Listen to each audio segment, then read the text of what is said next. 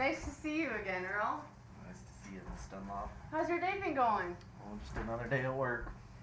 Oh, well, it's almost the weekend. That's something to look forward to. You? Actually, today in class, Sally was talking to the other kids about her fishing trip last weekend with you and Deb. It's so nice to have a social butterfly in the class like Sally. She always makes sure everyone has someone to play with. So, for this meeting, I'm going to mostly go over what the recent assessment we did for for all the kids. It's called the Bayley Scales of Infant and Toddler Development. It's the 3rd edition. In this assessment, she's asked to do several activities to see if her thinking, language, and moving skills are like a child of her own age. It is normal for some of the activities that Sally performed to seem really easy for her and some of them to be really hard. No child is expected to do well on every activity, so that's something to keep in mind while we're looking through the scores. This assessment has 3 major parts: cognitive, language, and motor. And then the questionnaire that her caregivers looks at social and emotional and adaptive behavior development. The cognitive scale, which is in this portion right here, looks at how Sally reacts, thinks, and learns about the world around her. So we gave her new toys for her to explore and experience, and we looked at how she solves problems and her ability to complete puzzles. And then we have the receptive communication part, which looks at how well she recognizes sounds and how she understands spoken words and directions. So some of the activities we did for this was had her identify pictures and objects, follow simple directions, and perform social routines like peekaboo.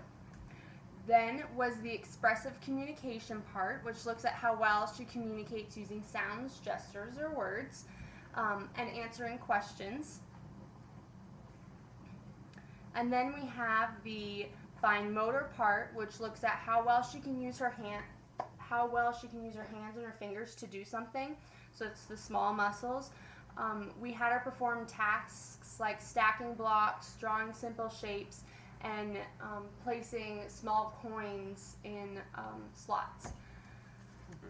And then that's the fine motor part, and then we have the large motor, the gross motor part, which looks at how well she can move her body, her large muscles, which is her ability to crawl, or steps for walking, and how she supports her own weight and stands. And then we have the questionnaire, which identified her social emotional milestones that are normally achieved by her certain age.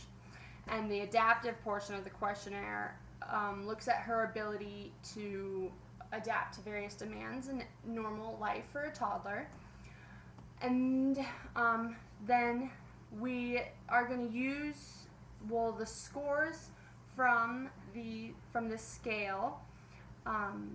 The highest a child can get is 19 and the lowest is 1. And the scores indicate how well Sally performed compared to a group of children her age in the United States. So it's just the average. And if she scored an 8 to a 12, that's average. 19 is the highest and 1's the lowest.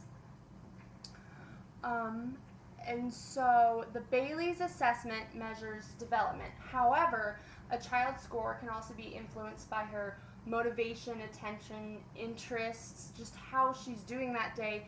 So please keep in mind that a few assessment results cannot assess all of the skills Sally is capable of using. The scores will help our assessments or our assessment specialist decide if Sally is progressing well or if she's having difficulties in a certain skill or activity. Together, you and Deb and the specialist assessment, or the assessment specialist, will use this assessment, this score of Sally's development, along with other assessments we've collected and everything you and Deb see at home. And you guys will use that information to decide whether Sally needs further assessment and how to best enrich Sally's development and encourage her growth. Just daily in the environment or with the activities we do. Now, do you have Any questions, or was anything I said a little confusing? Or Nope. Seems pretty clear. Thank you. all right, well.